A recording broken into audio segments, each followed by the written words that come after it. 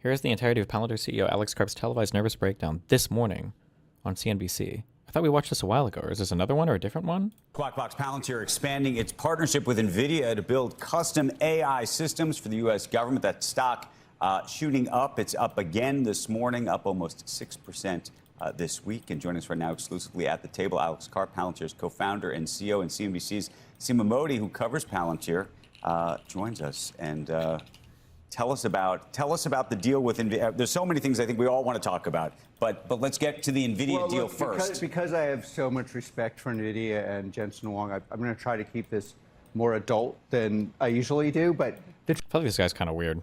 Everything I've seen about him, he just seems like kind of a weird dude. Truth is, if you want to know how this came together, from my perspective, there are a lot of technical issues. Who controls the models? Who controls the weights? Who controls the value of your business?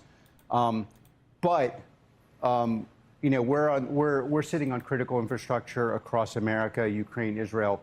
Everyone who uses LLMs on the battlefield runs on top of our ontology. And our clients are just, to say they're unhappy with the Frontier Labs is to say I'm welcome at the Berkeley faculty. It's like there's just a level of discomfort and loss of trust that also made it really. Okay, unpack that. What do you mean by that? Well, you have, okay, so when you're using large language models, it's like at this point, everyone technical realizes they're like a critical resource.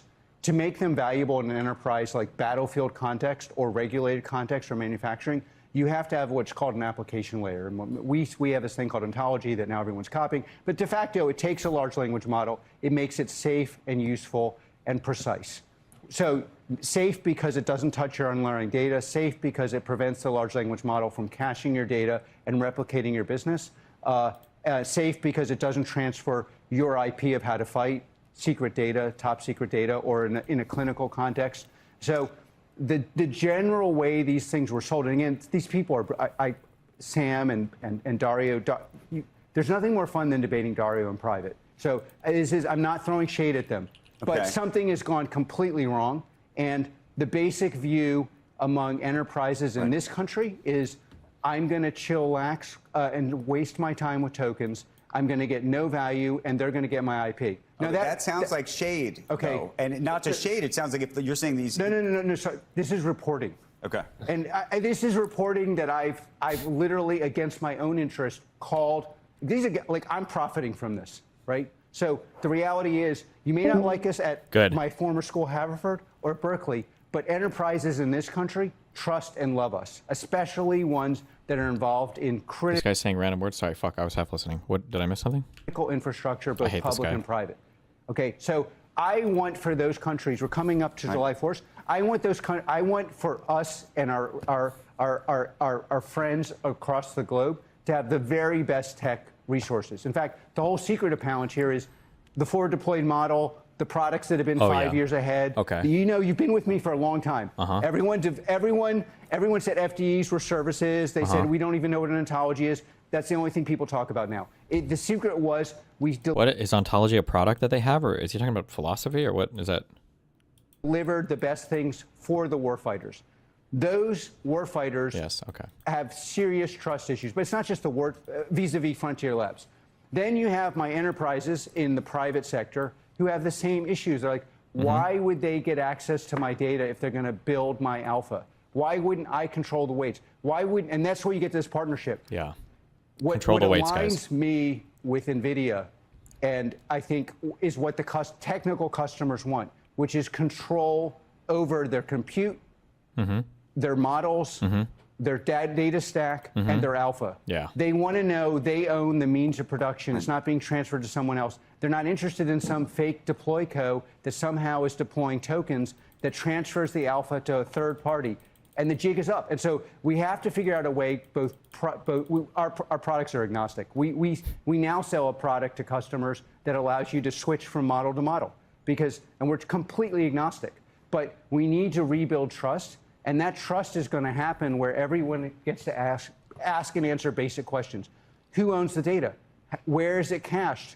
Are the prompts secure? Is this being transferred to you? Are you being okay, if it was so valuable, let's say I can make you $1 billion tomorrow. Wouldn't I say, I'll make you $1 billion and I want 30%. Why are they charging for tokens if it's so valuable? So then, Alex, if the key, from what I'm hearing you say, is a secure, American-born, open-source model, how quickly can your model compete with the frontier AI models in terms of reasoning and agentic AI tasks? Okay, what I am claiming, obviously slightly true but slightly self-centered, is it's the model plus an application layer plus compute. It is really all three. So in our jargon, it's the value, the reason, okay, just look at our financials. The reason why everyone is chillaxing with bad financials and growth with losing money is the client refuses to pay the true cost. The two places that actually make money, like profit, free cash flow, are our application layer called ontology and compute. Okay, what I am not just claiming, we can take an open model and in the classified or non-classified context, get it to the point of a frontier model, but you control the weights. So what is the true cost? Not just what you're paying. The true cost is not just is what you make minus what you lose, meaning the value of your business. But we can get the frontier application to be exactly the same as a frontier model without the risk of transferring the alpha of your business to another. By the way, you could do this with a frontier closed model too, but then the clients have to be able to ask and answer very basic questions.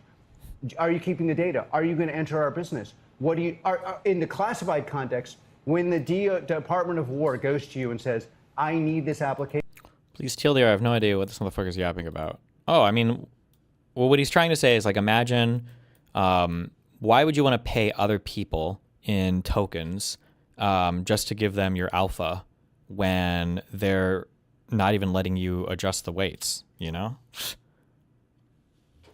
Like, if you're a broke boy, just say so. I don't understand all these terms. I'm not sure. It sounds like, take everything I say you're going as well. It sounds like what he's trying to say is that, I don't know what the application layers and everything are. I'm guessing that's some way of interfacing with an LLM or something, maybe. Oh, alpha is profit. Okay. Wait, are you sure? Oh, maybe it is. It sounds like what this guy, what Palantir, whatever these people are trying to do is basically, rather than when you are, when you're queuing, or not queuing, when you're querying a LLM or something and you're asking it questions or whatever, you're essentially, is he trying to say you're shipping your whole business model, you're shipping a whole bunch of stuff to another like entity? That theoretically another entity is like capturing all of those inputs and then giving you back those outputs. And he's trying to say, well, what if we could sell the ability to like in-house an entire model where you can adjust the weights and everything on it, and you could do all the compute in-house, and you wouldn't have to be basically going to third parties. I don't know if that's like possible, or I don't know if that's like totally impossible, or how important that would be to some companies. I guess theoretically, if you were like the Department of Defense and you start sending prompts where it's like, how do I calculate the best way to nuke Beijing? That would probably look pretty bad, right? Or theoretically, I don't know how these things work that much, but like, could you engineer some kind of, it wouldn't even be engineering an attack. It would just be the company collecting the prompts would have a really good idea of what you're working on. My understanding when he says alpha, I thought he was talking about, when he says alpha, he means like your core business model kind of. And if you've offloaded like so much of your business to some LLM and you're constantly sending prompts to somebody, you've basically exported your entire business to some other entity that is now responding to you with prompts and everything. And I guess he's trying to say maybe there's some way you can in-house all the different parts of that thing into like each and every business. I don't know. Again, I don't know if that's possible or what, but there you go. Do they get to control the weights to do it, or do you get to control the weights? Are we really going to outsource the battlefield of this country to the consensus view in Silicon Valley? That is effing insane. And by the way, every single enterprise in this country in private, a lot of them don't want to speak in public because it gets outsourced to the neurodivergent crazy person that apparently is on drugs, the one thing I don't do. Okay, so that's my role. But I'm telling you, in this country, at every single enterprise I deal with, these people are livid. They're like, I am paying for tokens that create no value.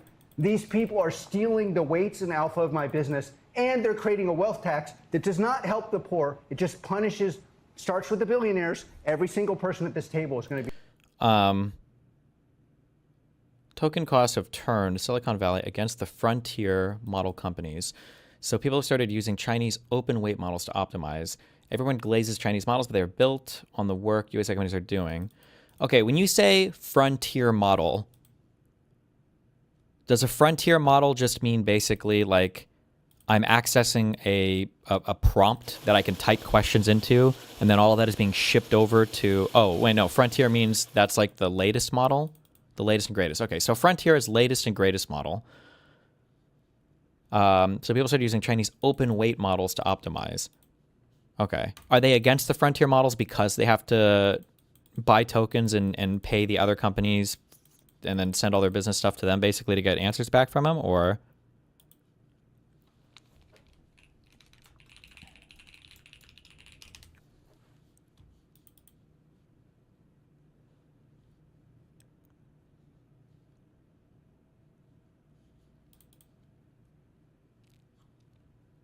Okay.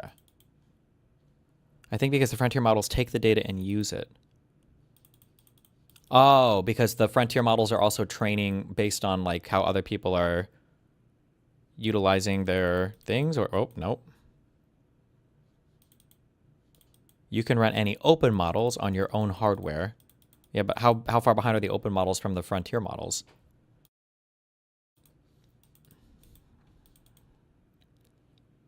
Okay.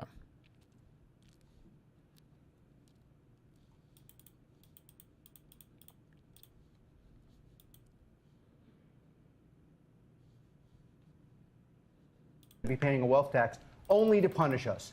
And the reason for it is because these models have been completely irresponsibly oversold. And the sell is it's dangerous for everyone, which is why I can give it to all your adversaries, but I can't give it to the Department of War, or I can't safely give it to an enterprise in this country without being certain that the alpha of that business could transfer to this model tomorrow, i.e. I have no business, no job. You sound pretty angry. No, this is the voice of American business that is being channeled through me. And I'm telling you, it is absolutely a problem for this country because we are on the cutting edge of every single AI technology. But if you're going to triply oversell something, and by the way, the enterprises are just tired of it. But by the way, just a minute. I want everybody watching this to test what I'm saying, especially investors who think somehow this is working. Pick up the phone and call a CEO in private, not in public. Every single person here can do this. Call 2 or 3 and say, Madman Karp is on TV saying we're livid. I'm not going to quote you. You know I won't quote you. You have a history. And see, they're twice as livid as me. So if you're right, though, does that mean that we are living in some kind of terrible AI bubble and that we're going to, in a quarter or 2 or 3 quarters from now, we're going to hear that big enterprises are canceling their subscriptions to these products, or that the build-out is going to slow because the math doesn't add? This is the tragedy of it. The reality of compute plus ontology plus model is changing the course of history. Ask the Ukrainians, ask the Israelis, ask our Department of War, ask the enterprises that are working. We do not have to oversell what we have. We have, and it's all being built in this country. Basically, except for the open models, which is a real thing coming from China, except for NVIDIA open models, which are world-class, basically. It's all being built here. We do not have to overhype. We do not have to overhype it to the point where we're going to have wealth tax punishing. Right, but if they're charging the enterprise 3 times as much as they should be, and then they have to pull back on that changes the math of all of this. Who's the they? Like the they are the large language models, which by the way impacts your partner NVIDIA. Sorry, I'm talking about the enterprises that power this country as the most important thing. You're talking about the they as Frontier Labs in Silicon Valley. That's great. I'm focused on the enterprises of this country. Where do the hyperscalers fall in this? Well, you know, it depends what they're selling. That's very, very downstream from us. Yeah. We're completely agnostic. We prefer a world where there are more hyperscalers, where there's all sorts of new hyperscalers, Elon, NVIDIA. We like that world. Why do we like the world? The same reason when you go online and there's 50 kinds of coach, you get to pick the one you like. But what is happening among the most technical players is they're saying, I want something I own. This is my business. I want to own the GPUs. I want to own my data. I want to own the model. I want to control the alpha. So is that creating more opportunity for Palantir? Are you already seeing the government cancel contracts with Anthropic and OpenAI and saying we want to work with Palantir? I'm literally not here to talk about what's going to happen to a very important business in the country, except for, obviously, to some extent, mine. In my business, we have much more demand than we can supply. That's like, and by the way, it may be somewhat, maybe the crazy person that still only cares about free cash flow, but we have more business than we can supply, and we have, look, if you just look at our financials, right, you can see like 2 years out, you can see $18 billion in free cash flow. So are you frustrated by the stock's performance over the last? You know what? I've been at this for 20 years. We've been at this talking this. When we first started talking, people were like, is this a services company? Is it worthless? The markets are short-term, very fickle, and also, quite frankly, where I would throw some shade, what investors actually understand tech? What the fuck is Alpha Destiny? Seriously, where does it stand for profit? It sounds like Alpha is like the business model, but there are people in chat that are saying this. I just don't know what's true or what's not true. People in chat are saying that you can be on certain like contracts so that people are not able to train their LLMs based on your corporation using them. Now, I don't know if that's like good as gold. That's like a true statement, and that's just absolutely the case.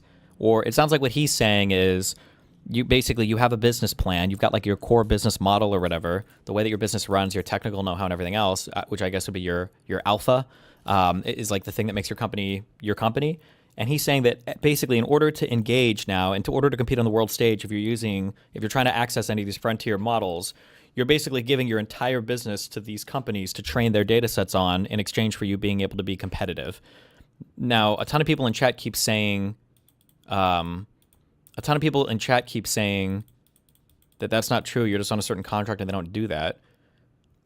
Somebody said, Destiny, that would be an easy lawsuit. Would it be? You're going to sue Anthropic and go in front of a court and try to argue. I don't even know how the fuck you would begin to dive into that.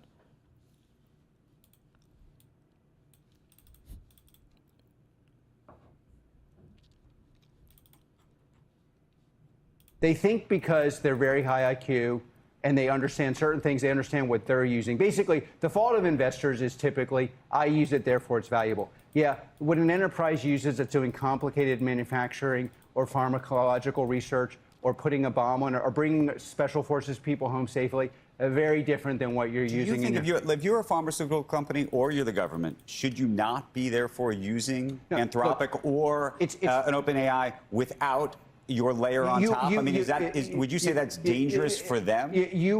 Look, first of all, honestly, the one thing that I am slightly frustrated about, when OpenAI or Anthropic especially are talking about critical infrastructure, it only is being used in our product, my product. And there's a reason for that. These things are very, very valuable.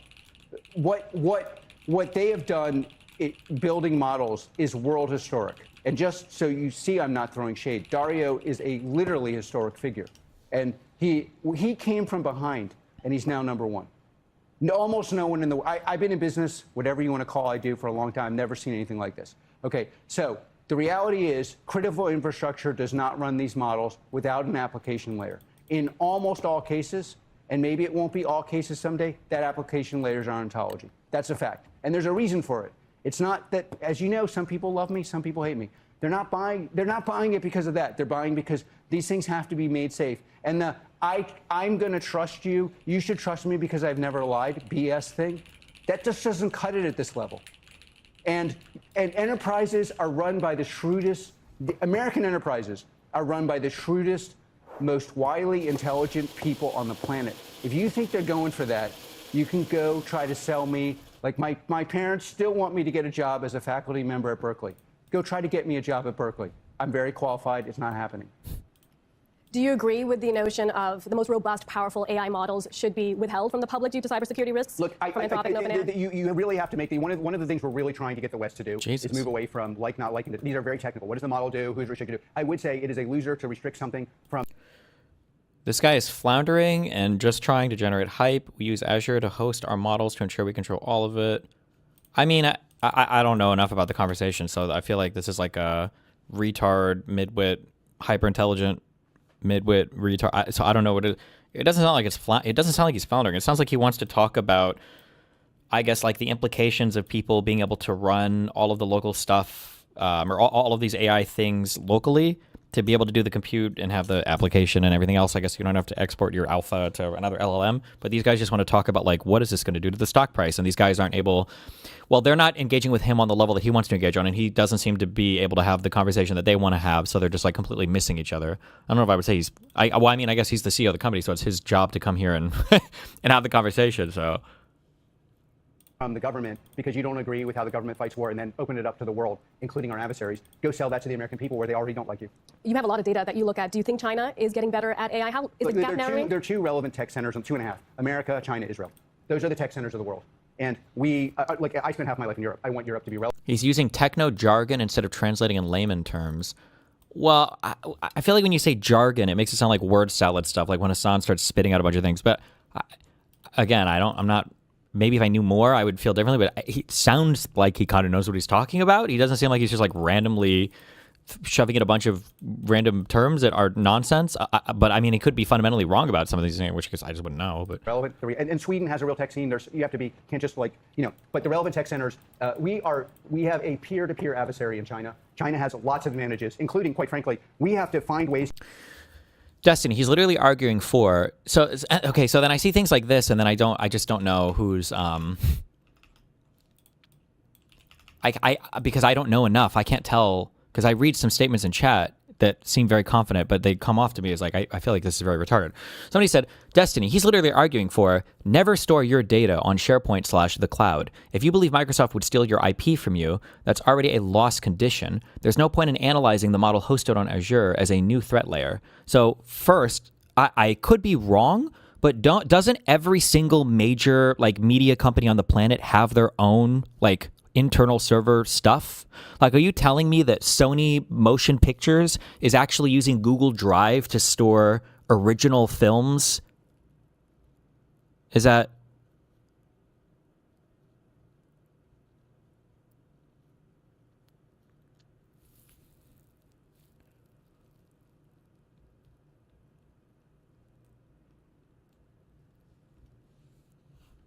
Everybody's saying no, but I don't know what you're saying no to. I don't know if you're saying no to the first thing or what. I don't know. Everybody's saying no. I'm not sure.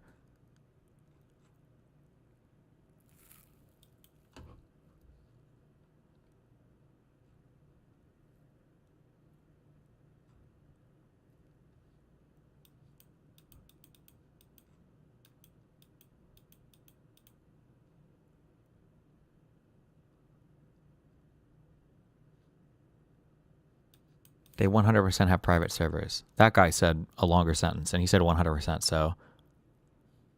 And also, I feel like we're not just talking about storing data, we're talking about business stuff.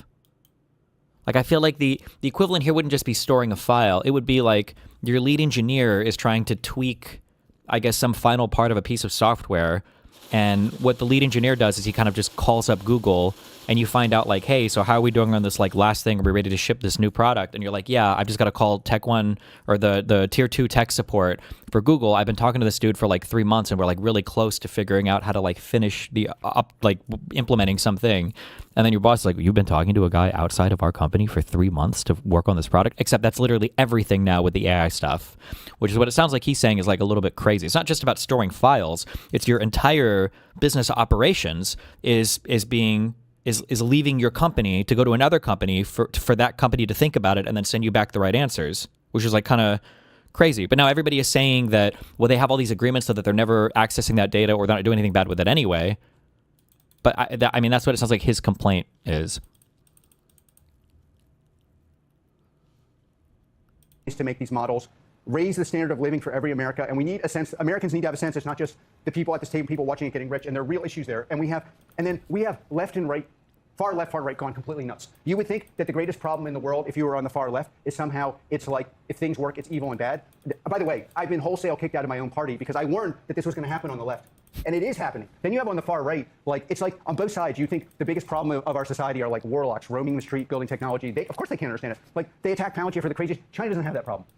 But it also doesn't have the creativity, ingenuity, and deep tech creativity we have. But the reality is, it's not a foregone conclusion that we win. That we have the biggest problem in this country on these debates is we debate these things as if we don't have adversaries. It's not actually true. It's binary. They will.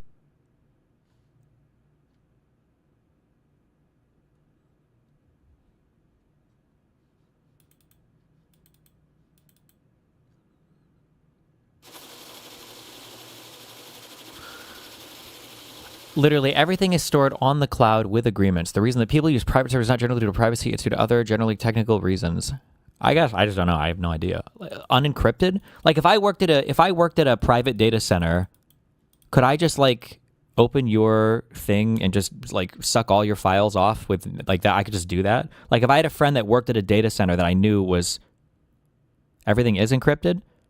But can you meaningfully encrypt like a back and forth conversation with like with an LLM? Is that possible? I don't know why I'm asking chat these questions. I shouldn't be. I just have to look it up later. I don't know.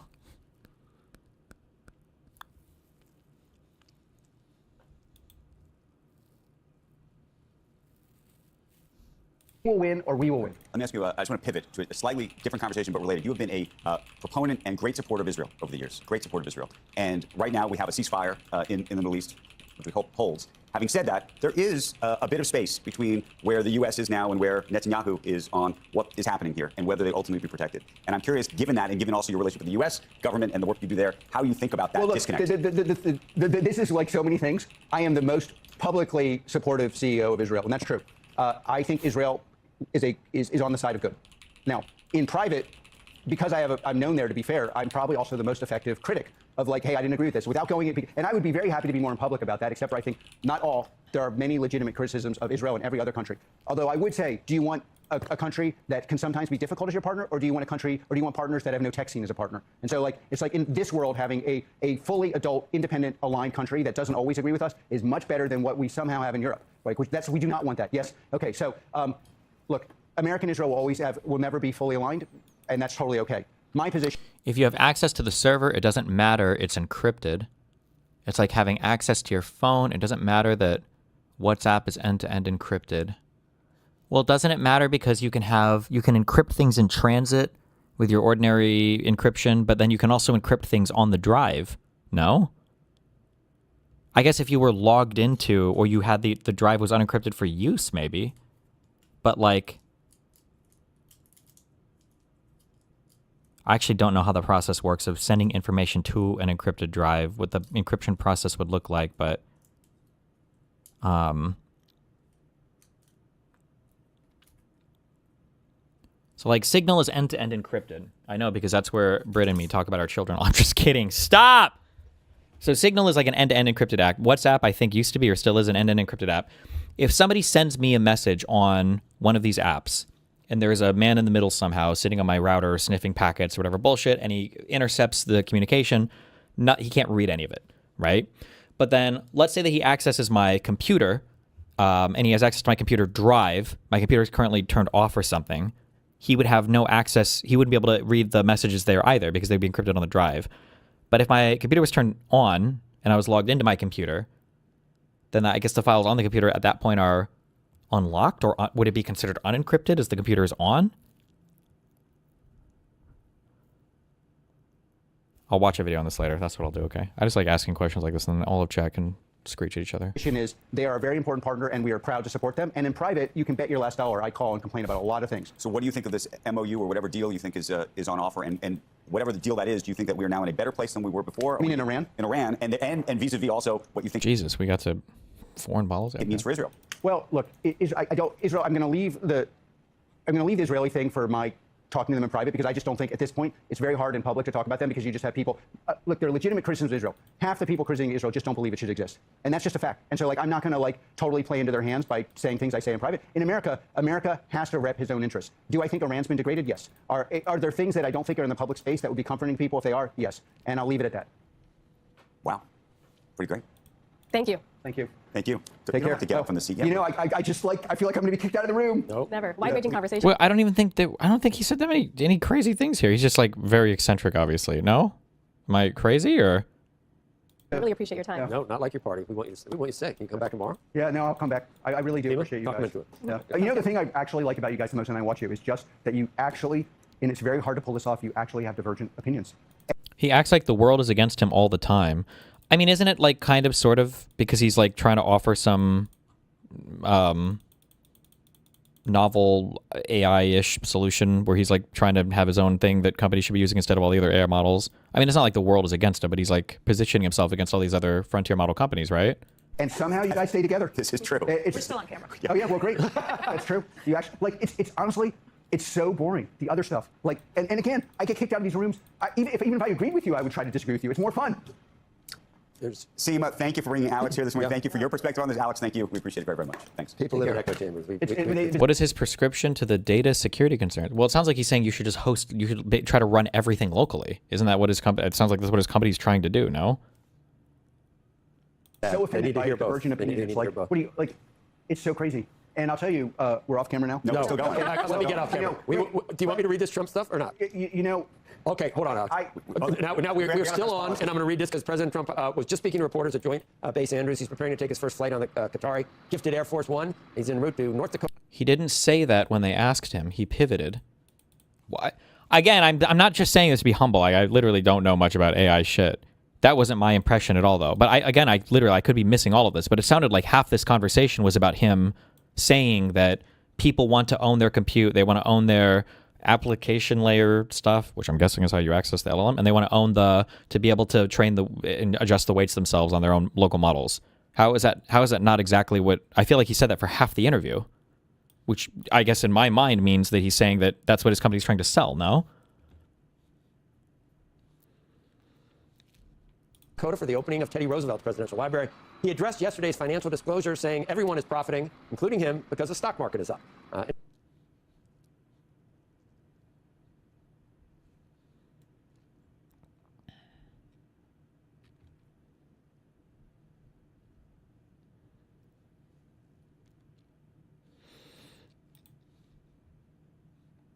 Okay. No, I think he sells a layer between the companies and the AIs. He sells the application layer. Okay, well, if he does that, then I didn't understand, I guess. Or he was misleading and didn't answer the question well. Because it sounds to me like what his ultimate goal is trying to...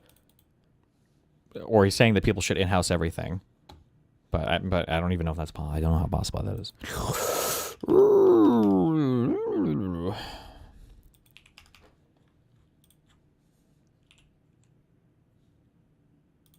Ben Shapiro destroys his own career.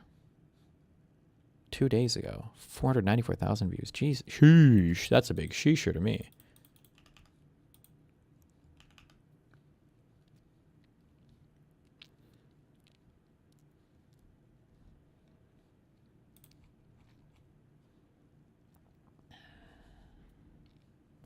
My poop leaving me already. Thank you. Okay.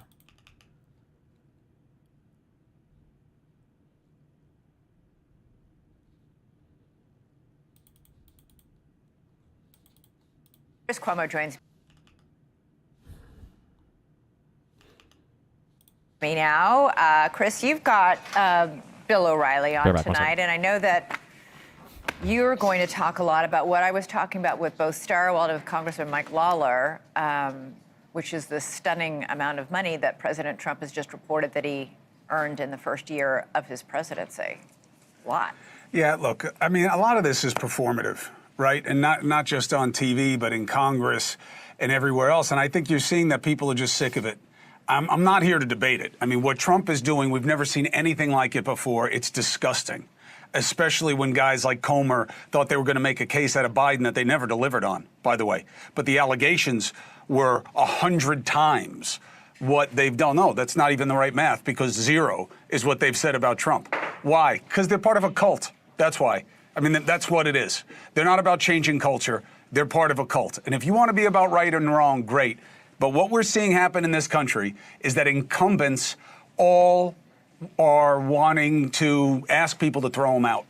And I think that's the biggest political movement in this country. If you're a Democrat, certainly if you're a MAGA guy, they're coming for you to vote you out. And I understand why, and this story is perfect proof of it. All right. Have a good show. You too, my friend. Chris Cuomo here. Look, presidents and their families profit off the presidency, okay? I'm old enough to remember Billy Beer. When President Carter's brother Billy tried to cash in, it was embarrassing. And the GOP, which actually existed then, called him out, and the president rightly squashed it best he could.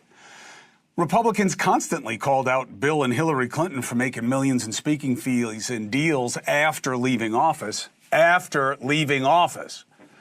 And yeah, Bill Clinton's fee supposedly tripled while Hillary was Secretary of State. That's not good. And both MAGA and Bernie Democrats slammed Hillary for making millions in speaking fees to Wall Street in 2016. Even the Obamas faced the same kind of outrage and disgust after they inked their gaudy $65 million book deal and their Netflix deal. And of course, we all live the high dudgeon over the, quote, Biden crime family. Remember that? After taking the House, Republicans said it was time to drain the swamp and get after grift. Good, I say. Screwed up that most of them are millionaires and a lot of them aren't when they get into Congress. They launched an impeachment inquiry looking into Joe Biden and his family members' foreign business dealings. There was never a single charge. Comer never came up with the proof that he said he was definitely going to find. Now, was there shady stuff? In my opinion, yeah. Hunter, James, Biden, I think there was definitely stuff that seemed unethical. MAGA went nuts over the story, and rightly so. Hunter's hard drive showed that he made $11 million from a Ukrainian energy firm accused of bribery, and his work with a Chinese businessman accused of fraud. I had a moment with Rudy Giuliani asking him to give me the hard drive that he said he had to vet everything on it after he admitted that Trump sent him to Ukraine to get dirt on the Bidens. He never gave it to me, but bank records showed members of the Biden family received at least $10 million from foreign businesses. Was the Biden family trading off their famous last name? Maybe. They never made a case. Were the Clintons and the Obamas profiting off the offices they held? Yeah. Is it wrong? I think so. But here's the problem. Too many of you only believe that it's bad when it's the other side. It's only bad if Trump tells you it's bad. And if he tells you it's not bad, then that's it. And look, what I just said is not an opinion, okay? This is a matter of fact. This is what we're living in real time. Trump's 2025 financial disclosure is a joke, okay? And the same people who used to care about exactly what he's doing, though he's doing it to a degree and with a depravity we have never seen. And those same people say nothing. Now that, my brothers and sisters, is Trump derangement syndrome. His most recent disclosure is nearly 1,000 pages of perfidy and profit. Last year, he raked in $2.2 billion. And not because he's the owner of Ford or because he's got 1 million buildings or something like that. He got $1.4 billion from his family's crypto businesses alone. $635 million in royalties from his meme coins that are now worthless. $525 million from token sales by his son's crypto company, World Liberty Financial. More on that part in a second. $196 million in proceeds for their stablecoin transactions. $65 million in proceeds from his equity sale of the company. The disclosure revealed that Trump is now both a major crypto industry player and its top policymaker. He's gone from saying crypto is a scam to being the industry's biggest cheerleader. Wonder why? Why do you think, James Comer? Issuing executive orders to support the industry, ending investigations, dismissing cases against major crypto companies and industry execs, pushing and signing pro-crypto legislation. This is a conflict of interest, full stop. It's not a close call. The guy pardoned an admitted crypto felon who then helped set his sons up with a crypto business. I mean, can you imagine if Biden pardoned a Chinese crypto billionaire who just happened to help launch his son's crypto company after he did that and made Biden and family members hundreds of millions of dollars in 1 year? And what are these guys who went after Biden saying about it? That's the sound of what they're saying. What does Trump say about it? He doesn't even come up with a good excuse because he doesn't have to. Listen to this. To critics who say you're profiting off the presidency, Mr. Well, you know why I'm profiting? Because the stock market's going up. Everybody's profiting. If you have a 401k, How's your 401k done? It's about up 85%. Thank you, President Trump. So we're all profiting. You know who's saying that? His sons. What are you going to do with your billions? I don't know. What are you going to do? You want to buy another house? I don't know. We got to see. How can we hide it? I don't know. We'll figure it out. Pop will take care of it. Thank you, Donald Trump. I mean, it's not even a good lie. The money he earned wasn't in the stock market. It was mostly in crypto. Real estate, licensing deals, wasn't in the stock market. But I'll tell you what, you think the stock market is what matters about the economy to a majority of Americans? You are in for a rude awakening come the midterms, Mr. President, because underemployment is their big concern. They're not investors, okay? I actually only care about the stock market. Now, should the everyday investors in your meme coins that netted you over $500 million last year be saying thank you? The Trump Organization made $2.29 billion in crypto. Yet nearly 1 million investors in Trump's meme coins and tokens lost almost the same amount. If you invested 10 grand in Trump's meme coin, it's worth $415 today.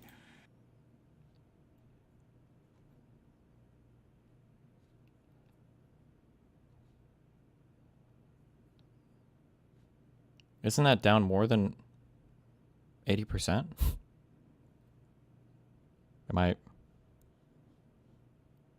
Wouldn't that be 5% or 96%? Am I retarded? Shame on you. Shame on Comer and the other cronies. But you know what? I can say the truth, which is you're more about a cult than you are changing the culture in D.C.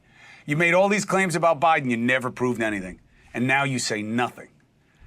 Now, here's the good news. I don't have to say anything. And by the way, he doesn't... When you're living from paycheck to paycheck, like over 85% of Americans are. 85% now? Even have to bother to explain it. Because this is why the biggest populist movement that I have seen in our lifetime is getting rid of incumbents. Throw the bums out is ringing all over the country. It's not just about socialism. It's about change and disruption of exactly this kind of hypocrisy. The president's profiteering is going to be a big reason why things are going to change. Now, again, is this something new? No. Okay?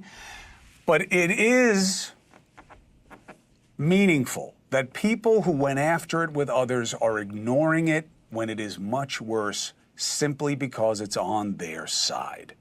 Will it matter in the midterms? You know my take. Let's get a different one from Mr. Bill O'Reilly. Good to see you, sir. Does this mean I have to return my Trump watch? How are these people? They must be fueled by the blood of children or something. I don't know what's going on. How are these people all still alive? No. Not that I would want them to not be alive or anything, but... Keep it. And those high-top Trump sneakers you probably are wearing right now, made in China. Sneakers. You know, in fairness to you, by the way, when Comer was making those allegations about Biden, you said, show me the proof. And when Comer didn't come forward with the proof, you called it bilge. Good for you. Now, when you look at the silence and that nobody's asking the same kinds of questions about Trump, how is it to be understood except as a loyalty play? Depends what kind of country you want. So the MAGA Trump people feel that what the president is fighting against is infinitely worse than what he's doing in his financial portfolio. It's as simple as that. They see him as the bulwark against the socialist, communist, whatever you want to call them. And yeah, I think everybody would agree that this situation shouldn't exist. The only one who can change it, the only body, is Congress. Why haven't they passed a law that constrains federal elected officials from amassing money like Nancy Pelosi? And I'm not a bad behavior pointing to other bad behavior. Who do you think is generally more against that? The Democrats or the Republicans? Guy, okay? That's not what I do. But certainly the Speaker of the House amassed unbelievable amounts of money, and so did Biden. They didn't come up with anything indictable, but he did. So did Biden, really? And the laptop shows you the roadmap to that. But why hasn't Congress said, you know, we don't want to be Warren Harding? we're going to toughen it up and have very strict procedures about presidents and congresspeople and senators and how they invest their money while they're in office. Why? I don't know why they haven't done that. Because they're pigs, and that's why. So Nancy Pelosi and Paul Pelosi are considered like these are the huge earners in Congress. Nancy Pelosi, because her husband manages like I don't know if he's a hedge fund manager. I think more directly. And then they're considered like the huge, like the, oh my God, like the corruption from the insider stock trading, which of course none of this has ever been proven or anything. Their net worth is like, I think maybe $250 million. It's like $250 to $300 million is like the estimated net worth. I don't know if that has to be reported anywhere. Okay. Donald Trump has himself gained more like value in his 1 year in office, like 5-10 times over than Pelosi's and her husband's net worth that they've accrued over 80 years of life or whatever. It's so stupid. You see such an anti-incumbent wave. Go pigs, P-I-G-S, miale in Italian. Okay, all They're of them? pigs. All of them. And here's why. Because when you're sitting in office, look, we both know there are a lot of good men and women who are in there, but we've reached a point where the body is broken, okay? And that's why you saw Democrats taking out Democrats in New York City. They're throwing incumbents out, and I got to say, Bill, I'm kind of here for it. It really seems like the body needs to be flushed. And to come in with all new people who at least come in with the understanding that you're coming in there to be different than who you replaced. Like, I'm so sorry, but this is just not true. It is the Republicans who are broken. I don't know how to deal with this. It's the same thing when I fight with Hassan or like the snarkers, or it's the same thing when you are dealing with another political party that doesn't want to actually play ball or whatever, that you have to fight on the lowest level that somebody's decided that they want to fight on, because if you don't, then people just like assume, but then if you don't, you lose. But then if you do, people just assume that it's all the same. And it's like, if we wanted a functional Congress, we would only have to fix one party right now, and that would be the Republican Party. Like, that's it. We would just have to fix the Republican Party, and we'd be good. Well, not perfect. I'm sure there are Democrats that you could cycle out because we don't like them anymore, and I'm sure there are dysfunctions in the Democratic Party. But like, to pretend that it's like all of Congress here is just so not even remotely close. Well, the Tea Party tried that with a little bit of success, but not much. You've got to have a body that is committed to justice, and economic justice is part of the equation. So, and you also have to be fair. You left out a whole bunch of stuff that I think is interesting. So we didn't see his tax return. All we saw were the financial disclosures that he has to make by law. But we didn't see the losses. I understand they're having a hard time in Albania, of all places. The Trump people wanted to take it over, and the Albanians don't want them to, or the Albanians are shaking them down, or whatever. They're not doing well. So, I mean, it's not all okay. The $2.2 billion sounds like a lot, but there are reversals. The worst is the Middle East. I mean, the Gulf states, they're throwing money at everybody, not just President Trump, to get what they want economically. Everybody knows it. Anybody who deals with them knows that. We've just never seen it like this, Bill. We've never seen where the main negotiators, their family or they themselves directly, are getting paid by Arabs. And they're literally, when they're not working for the government, they're going around looking for investment money. We've never seen anything like this, and they're not hiding it. Well, are you talking about Kushner and Witkoff's son? Are you talking about the Trump kids?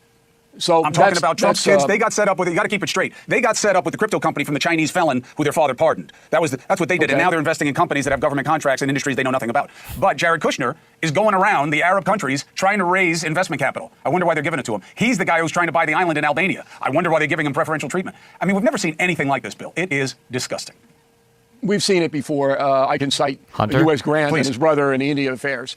It's happened before, but it's not a hard fix. He misheard him, right? He didn't just say Ulysses S. Grant, right? We have to go back 180 years or 160 years or whatever to find comparable corruption. What? Hello? I know, but look, it's not just about the real criminal. Also, he didn't say, I remember, right? Like, he was there, which is kind of funny. Why they're giving him preferential treatment. I mean, we've never seen anything like this, Bill. It is disgusting. We've seen it before. I can cite U.S. Grant and his brother in the India. I can cite. Okay, not I remember. Affairs. It's happened before, but it's not a hard fix. I know, but look, it's not just about the fix. Real criminal. It's not just about the fix. Yes, it is. It's all about the fix. But it's about what you decide to be about also. You chase after Biden. I was here for it. I was here with Rudy saying, show me the laptop. I reported on all of it. And I think it's disgusting. I just said it again, and I said it 100 times. But I'll do that to both sides. They won't. And that's the problem. And that has to be fixed. I don't know about that. I think critical mass has been reached. Although, again, I go back. Also, keep in mind when these fucking losers all talk about how, like, well, Trump does this, blah, blah, blah. The whole reason why Trump was elected was because he wasn't supposed to do this. Don't ever let them mind fuck you out of that. It was drain the swamp, drain the swamp, drain the swamp. He's wealthy, so he doesn't have to be corrupt. He's shown you how to be corrupt in the past. He's going to stop people from being corrupt now. Like, he's got all the money. Like, that's why he doesn't need a salary. But now it's, well, sure, he's going to do the exact same thing everyone else did, but it's because there's an even greater evil on the other side. Affirmative action. Back to my central point, the Trump supporters feel that what the president is fighting against is worth the other stuff, the enrichment, the self-enrichment. That's the mentality. Okay, we don't like it, but he closed the border. Okay, we don't like it, but he's going to defeat Iran, hopefully. Okay, we don't like it. He's cleaning up a lot of things that we want cleaned up. So it's a balance. What kind of a country do you want? But my amazement comes when you have a Congress that could write a law. Who's going to oppose the law? Who? Al Capone? Is he still around? I agree. I agree. But obviously they do. They won't even vote on the law that keeps them from not trading stocks while they're in office. They won't even vote on it. Mike Johnson said that's not fair. They don't make enough money. You got to let them trade. I mean, well, I they think can trade, but they don't. I think they've disqualified themselves. It has to be a blind trust. You don't have to. I know, but then you start looking at these blind trusts, and all of a sudden they're making super savvy investment decisions for their investment advisors. Like, I wonder why. Anyway, I just wanted to tee it up to talk about it because I think it's going to be absolutely on the ballot in the midterms. I think people have had it. I've never seen more people in more different ways this disgusted. Because remember, it all relates back. Not only are these guys pigs, but they're starving. They're suffering with underemployment. Their businesses are underwater. Hungry pigs. Pigs that eat breakfast. You I appreciate, and I wish you a happy birthday as an American citizen. The big 250 is this weekend. I'll be seeing you. All right. One more point. Just keep in mind that Central America, not the region, but the central part of our country, and the red states. The Midwest? Okay. Fear communism and radical progressivism more than this. Keep it in mind. I understand that, and we will see. I know those are completely hollow words, but they're always right. And we'll see what it's about in the midterms, because I believe change is coming. And we'll live it together. Bill O'Reilly, take care of yourself. I'll talk to you again soon. 4 minutes and 35 seconds. I think that, by the way, I think here's what's going to change. I get it that there are things about Trump that there are people who think he's doing certain things. I think at the end of the day, it comes down to you. And there are just as many people in red states and just as many people in MAGA who are underemployed as there are who aren't in MAGA. And I think that issue is going to be the big uniter in this country, and we need it. The MAGA movement, okay, that's what I call reaction formation to MAGA. Why? I don't think it's about the same kinds of prejudice. I don't. I think it's bigger, though, and I think it's deeper, and I think it's going to make an impact. And we just saw that happen again in Colorado. Now, Colorado, again. Is News Nation on TV anywhere, or is this only online? Democrat-friendly place. But a 29-year-old Democratic socialist knocked out another Democrat, a 30-year incumbent who was popular. Why? I'm going to show you why. And we're going to talk to one of its staunchest members in Congress, Colorado member of Congress, Republican, Lauren Boebert. What's going on in that election? And I want to talk to her about birthright citizenship. Next. Oh, God.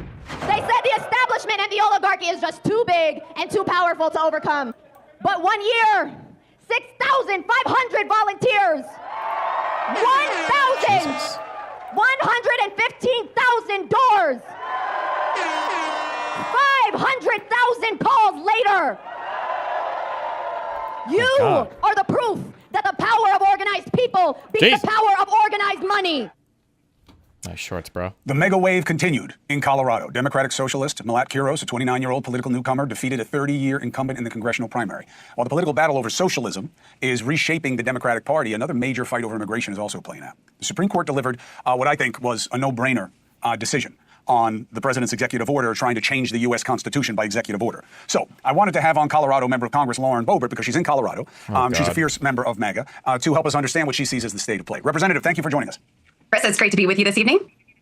So, are you concerned that the populist momentum has shifted and that the need for disruption, the want for disruption, is bigger than ever, but now it's directed at MAGA and at Democrats as well, instead of coming from MAGA? Yes. Well, if you want to see the Democrat Party, it's and where they're really headed, just look at Colorado. The state has always been ground zero for the next step in the Democrat Party and where they are going. Now, typically in Colorado, we see pretend to be normal Democrats like Governor Jared Polis and others, but usually the policies are extremely radical. Now, you do have a self-proclaimed socialist that was just elected in Colorado 1 in Denver. And she's right. This was the work of the people to get her elected. She put in the work, but also this is what the Democrat Party wants. This is what their base is going after. And the incumbent incumbent that she took out was no moderate. Diana DeGette, she was an impeachment manager for President Trump's impeachment. She wants single-payer health care. She wants to abolish ICE. She wants open borders in sanctuary cities and sanctuary states, but she wasn't aggressive enough. She did not go after some of these more hard-lined issues that Mamdani's Milat is promising to do. And, she's currently working in a coffee shop benefiting off of President Trump's no tax on tips. And soon she will be on her way to Washington, D.C. To be one of my colleagues. But I just want to say no Democrat is any different than this. Just their messaging is. So this isn't just some rogue insurgency. This is the Democrat Party today. Well, look, people used to say the same thing about MAGA. And, Bill O'Reilly just made a point that I'm going to borrow. What people want fought against is more powerful to them than what comes with it. And Bill used that to explain why members of MAGA and the Republican Party are so quiet when we both know the president is being a pig with profits while president. But you don't say anything the way you did about Biden because what he's fighting against is more important to you than what he is doing himself. Okay, I'll accept the point. That's what's happening in these races. They're not afraid of socialism because they're more afraid of the reality that they want disrupted. And this lady working in a coffee shop makes that point because people with an education don't want to work in a coffee shop. They don't want to be underemployed. And you have more Americans underemployed than we have in the last 15 years. I get it. I was a small business owner, and I employed those waitresses who were being taxed on tips at the time and didn't want a better life and a more secure Colorado and a secure nation. And right now, we effectively have a closed southern border that is more secure. No tax on blue-collar work. That should be the next thing. No tax. If you're a blue-collar worker, why are you paying taxes to the people in D.C.? Than it's been in